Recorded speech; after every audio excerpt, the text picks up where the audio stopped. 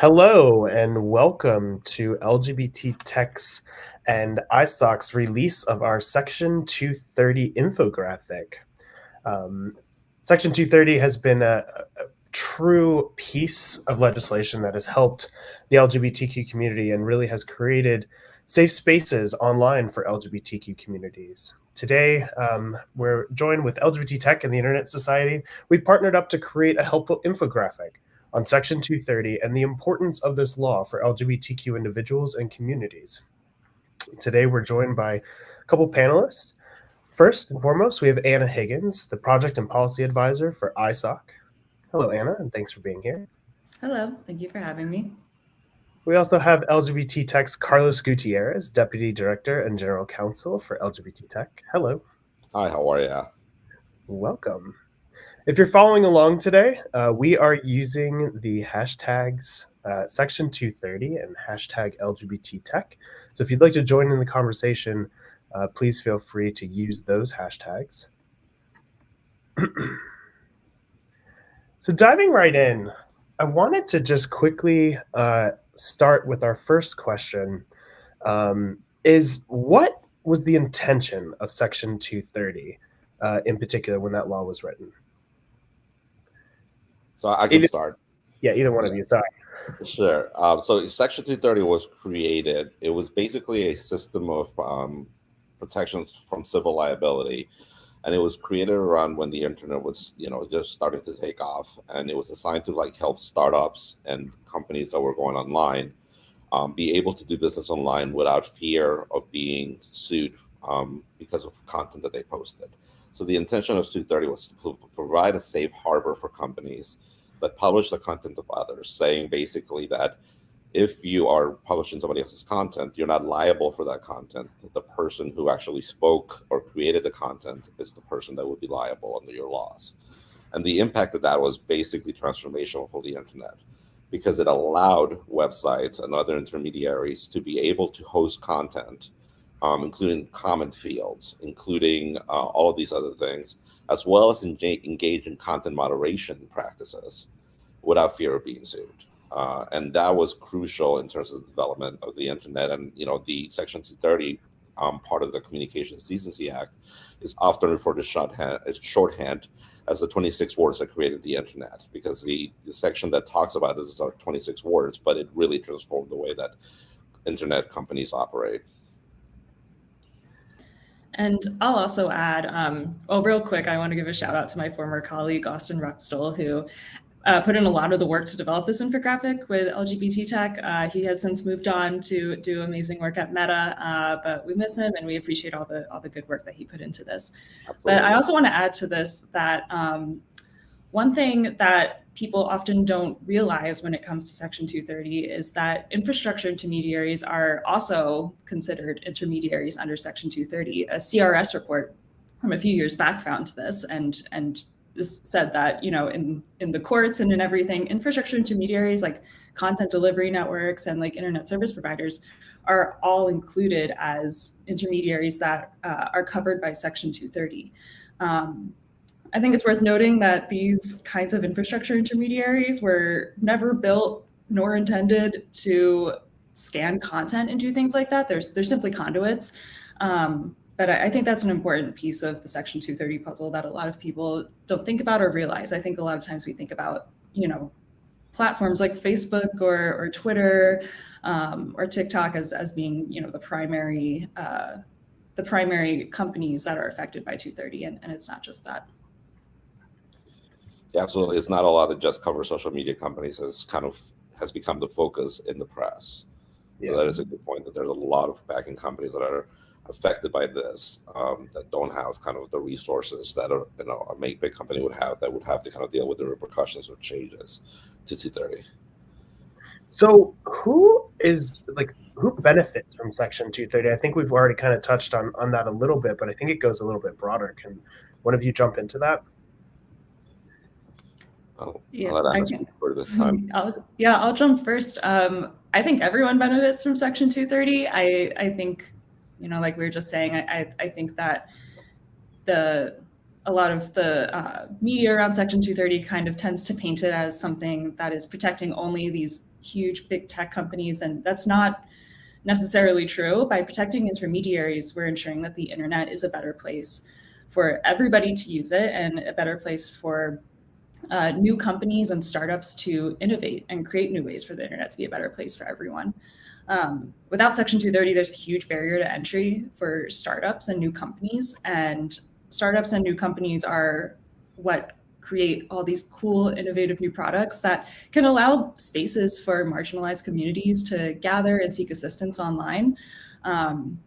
For example, Signal isn't necessarily a small company at this point, but once upon a time it was, and it's not a huge company like Apple, and it's not the go-to messaging app like iMessage, for example. But it's really important to have that kind of an option of a really secure messaging system for marginalized communities or people that want to make sure that their private information is secure. Absolutely. How has Section 230 benefited the LGBTQ community, Carlos?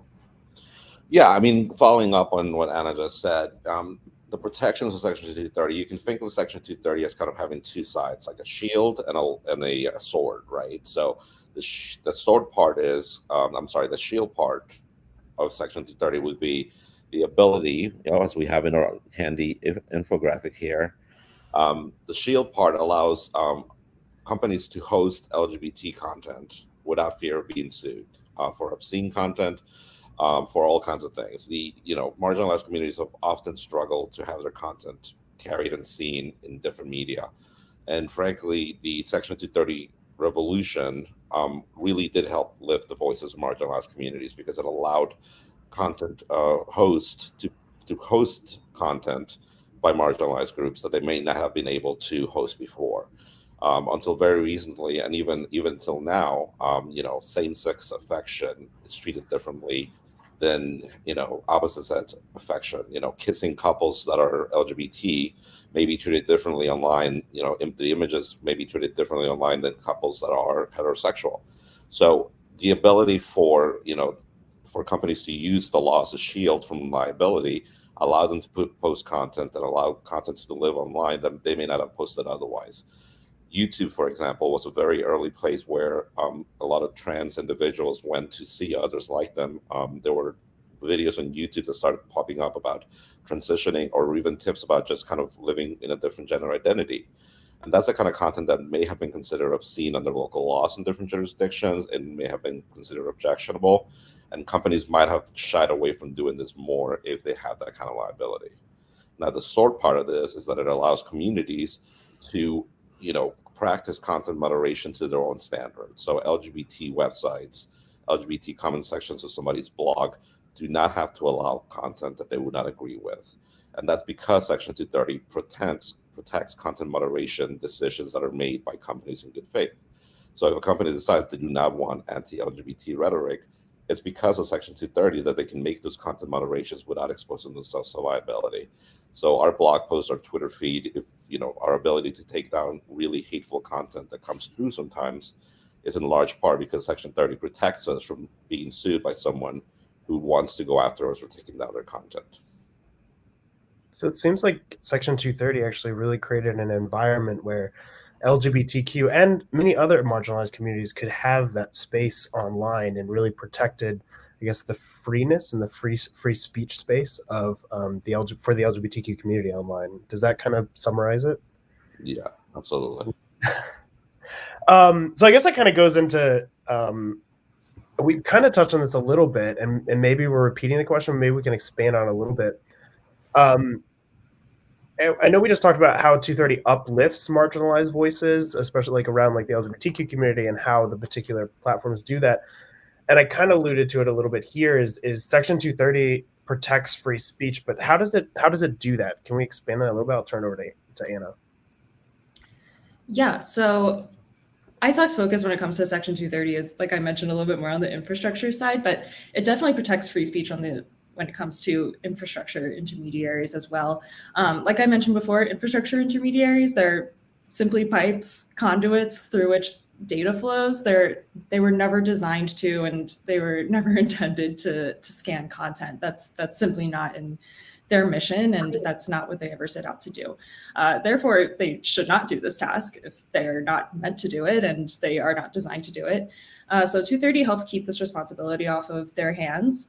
And without Section 230, it's likely that infrastructure intermediaries and other intermediaries will be a lot more conservative in the content that they allow to flow through their pipes or be posted online. And that'll limit speech online, especially for marginalized communities like Carlos just discussed. And, this idea can also extend to other intermediaries, like social media platforms as well. If they're going to be held liable for the content that their users are posting, they're probably going to be a lot more conservative in the content that they allow to be posted. So in talking about that, it's like we keep bringing up like who is protected by Section 230, and a portion of the infographic that we produced actually kind of talks about this right at the top. And I think it's really important to recognize that it's not only ISP, social media platform stuff, but we're also talking about e-commerce platforms and maybe some areas where LGBTQ individuals are actually producing items online that are for the LGBTQ community, as simple as a rainbow sticker, or allowing like an Amazon to sell something that is clearly targeted to the LGBTQ community. So it sounds like it really covers a huge swath of the internet. And if it's changed or some way manipulated or taken away, it seems like it would have a lasting effect on not only the LGBTQ community, but many communities across the internet. So how do we mitigate the unintended harms that people are experiencing online? Is 230 the only mechanism available to us? I think that, no, it's not. I think a lot of people point to 230 as a fix for issues that really are more endemic and bigger than 230. A lot of the arguments that are made around, people being canceled and even like blocked and by Twitter are kind of conflated with First Amendment arguments, which is, the freedom from government action.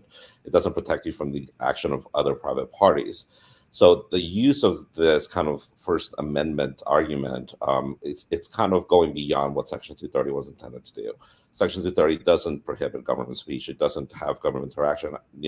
Section 230 was actually designed, the safe harbor provisions were designed to kind of make sure that it was clear that there was no government voice in Section 230. So there are issues that we have to fix. For example, we do need a comprehensive federal privacy law that I think covers a lot of the things that 230, does not really cover. So, we need to talk about the transparency from companies in terms of what the content is, that, their content decisions that they're making, or how they make content decisions of what stays up or stay down. I think it's important for the public to know how those decisions are made.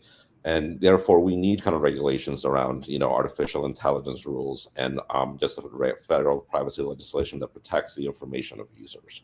So I think that there are bigger areas that we can tackle that cover some of the issues covered by 230, acknowledging that the platforms are not perfect and that there is a lot of content on there that is questionable. But, I think I'm going to just quote what Cam Carey at Brookings has said about this before, is like, first, do no harm.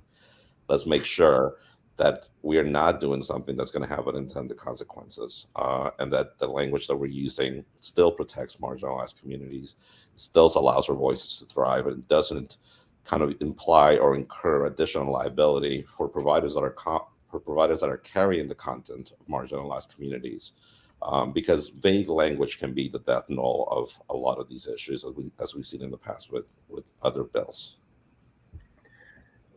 Yeah, and I totally agree with Carlos, and I love that quote you just mentioned. I totally agree that Section 230 is a major mechanism. It's a big piece of internet legislation, but it's not the only one. And there are several pieces to the puzzle when it comes to protecting people online. And I think another thing we can talk about is end-to-end encryption is so important. We both know it's super important to both of our organizations to make sure that folks have access to end-to-end encryption. It's super important to the LGBTQ plus community and other marginalized communities. It allows people to communicate securely and to find community or assistance to protect themselves. And I also think just basic digital safety training and media literacy training, I think those are both really important things that people often overlook. I mean, it's just the little things like having many unique passwords and using a password manager and knowing how to identify an email that is a phishing attempt. Those things are all important when it comes to protecting people online too. And those are all things that are pretty simple to implement, and they're pretty simple once you get the hang of it. But those are also all important pieces of the puzzle when it comes to protecting people online. Mm-hmm. So we, as we wrap up, we worked probably well over 6 months on this particular infographic, and we have one that's going to be released today, and really specifically talking about Section 230, as well as intermediate liability as it relates to this law as it reflects globally.